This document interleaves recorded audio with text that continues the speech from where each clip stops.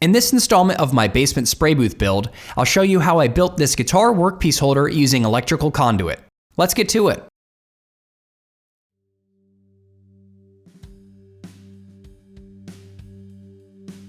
The tools and supplies you'll need to make this holder can all be bought at your local big box home improvement store. Let's start with the pipes. I purchased 3 5-foot length 1/2-inch EMT conduit pipes for the frame, 1 5-foot length 3/4 inch EMT conduit pipe for the guitar attachment brackets, and 1 5-foot length 1/2-inch black iron threaded pipe for the swivel base. I also bought this pipe bender, but later returned it as it didn't really work out. I just couldn't get the angle right. If you have experience with pipe bending, it can save you a few bucks on the 90-degree connecting elbows, which we will go over next. To attach all of the pipes together and make the frame, you will need 2 1/2-inch black iron T-fittings, 6 1/2-inch black iron 90-degree elbow fittings, and 1 3/4 inch black iron floor flange fitting. To connect all of the fittings together, you have 2 options based on your skill set. The first method, and the preferred one, is to weld all of the fittings together. I did not go this route as I don't have a welder and I've never done it before.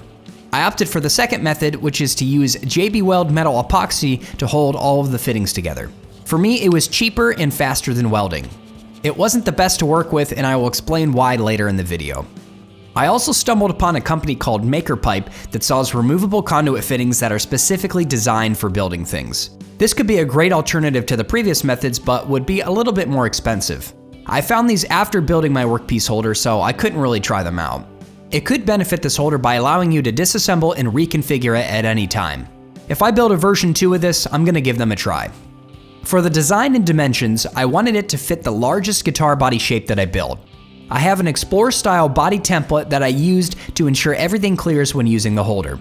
As for the dimensions, I will roughly touch on them as the build progresses, but here's a general overview of each pipe length from mid-fitting to mid-fitting. Feel free to take a screenshot of this if you plan on making a holder for yourself. Anyways, let's start cutting the pipes to length. To cut the pipes to length, I am just using my hacksaw and my pattern maker's vise to hold it in place. The first cut is for the bottom part of the U support that will affix the guitar to the holder. It measures about 11 inches from the middle of each fitting. The next piece's length can vary based on how much clearance you need to fit your projects. I cut mine to about 8 inches, which clears all of the body shapes that I make. If you plan on spraying larger acoustic bodies, you will need to make this longer to ensure it doesn't hit the bottom part of the holder. The last piece of the U support will slot into the 3/4 inch conduit and will hold the guitar while spraying. The length of this is about 7 inches. To connect the U support to the lower handle, we will be using this 2.5 inch long pipe and 2 T-fittings. For the lower handle section, I initially had it at 17 inches or so wide, but later scaled it back to 14 inches as it was a bit too big for the booth. While I cut the next few pieces, be sure to like the video and subscribe to see more DIY guitar building content. I finished up the remaining cuts and the lower handle section measures 14 by 9 inches. It's gonna fit perfectly in the spray booth. Now that we have all the pipes cut to length and the test fit completed, it is time to make it permanent. To attach everything, I use this JB Quick Weld steel reinforced epoxy. This seemed like a cheap and easy solution to attach all of the pipes to the iron fittings. Before gluing everything together, I cleaned all of the pipes and fittings with acetone to remove any oil. I also sanded the ends of the pipes down with 120 grit sandpaper for a better bond. The glue up went smoothly, but if I had to do it again, I would have welded these together. Over the last year of using this holder, a few of the epoxy welds came loose and I had to re-glue them. The quick weld works, but for better peace of mind, I would have just welded them together or used the Maker pipe fittings. It was also a bit tough to keep everything lined up correctly when gluing the 2 halves together. My holder isn't perfectly straight, but hey, it still works. Now that the holder is glued together, it's time to install it into the spray booth. To do this, I drilled a hole in the bottom of the spray booth the same diameter as the 1/2 inch threaded black iron pipe. After ensuring it fit, I marked how much I needed to trim off so it can sit at an optimal height for spraying. Now that the height is dialed in, I ensured the pipe was correctly at a 90-degree angle and installed the floor flange fitting. This ensures the pipe can freely spin without wandering out of alignment. Now that the pipe is set in place, we can now thread the iron pipe onto the guitar workpiece holder. A quick test shows that we can freely spin the guitar body.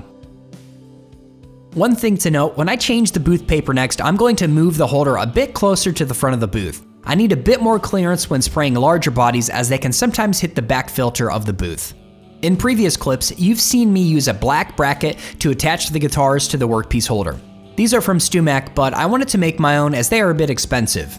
They also fit a bit too snug as they were designed to be used with their Freehand holder that they sell. I made these with the 3/4 inch conduit and cut them to about 12 inches in length. I then used my friend's press to crimp the pipe about 4 inches. You can do this by hand with a hammer, but I had access to a friend with a large press which was faster and way easier. After crimping the end down, I marked the location of the mounting holes using a neck plate. I then used a punch to mark the center and then drilled out the holes.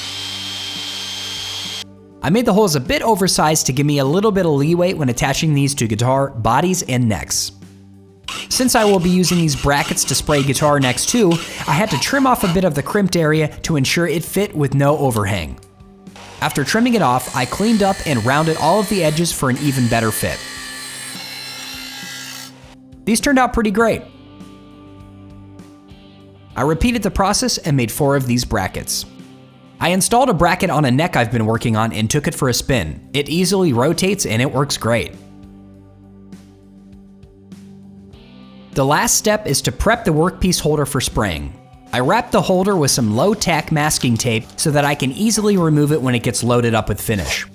I also added additional booth paper around the opening to ensure it stays clean while spraying. And voila, the Workpiece holder is finished and I'm really happy with how it performs. If you're curious as to how I built my basement spray booth, check out the video linked in the comments or through the card listed at the end of this video. It is a great solution for my basement guitar workshop. If you enjoyed the video, feel free to give it a like and subscribe for more DIY guitar content. As always, thanks for watching and I'll see you next time.